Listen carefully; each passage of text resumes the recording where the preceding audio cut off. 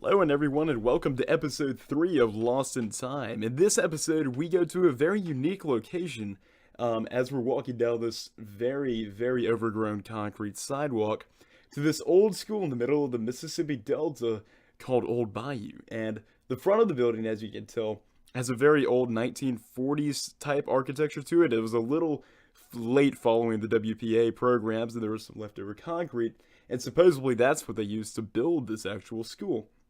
And the first thing you notice as we step in is the long corridor and all the graffiti covering the walls. And the moment I stepped in, me and my cameraman, Wiseman, who's a fantastic cameraman, I'll link his YouTube in the description below.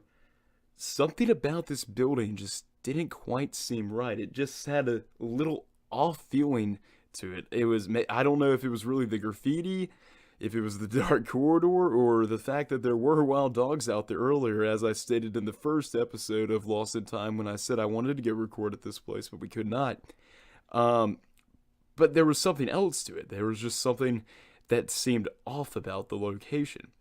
And as we go deeper into this video, I'll explore the exact history of this building. And as you can see, it went through multiple renovations throughout its life period.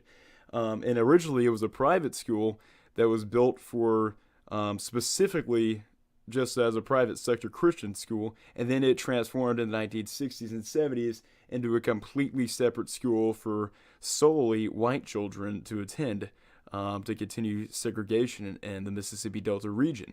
And by the late 1980s, it was no longer profitable and fell apart. And by 1989, the building itself was actually abandoned. And by the 1990s, it became a stage for multiple different things. Teenagers showing up, I guess just anybody showing up really there, wanting to spray the walls with graffiti, wanting to just really ruin what was left of the structure. And maybe this is why it felt a little off. And the local legend in this area goes that in the late 90s, some punk teenagers, well, they call them punk teenagers, of course, they might not be, but these teenagers showed up to the auditorium, and as you saw earlier when we were in there, the stage looks quite burned. And there's a very important reason for that. According to the local legend, this group of teenagers in the 90s came in there and they were actually part of a satanic worshiping group. So the story goes.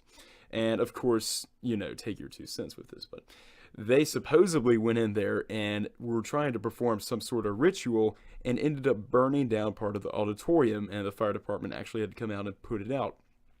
Is this story true?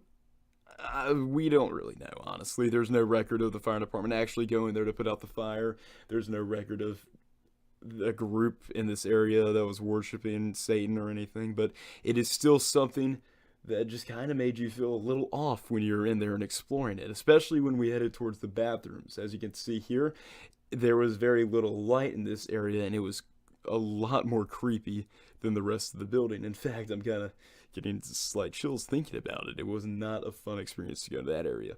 But as we continued to walk through, we just saw how a complete disarray and disrepair this entire building was, from the graffiti to the just litters of trash that have been left there over the years. It has been since 1989, coming up on how many years is that? It's coming up on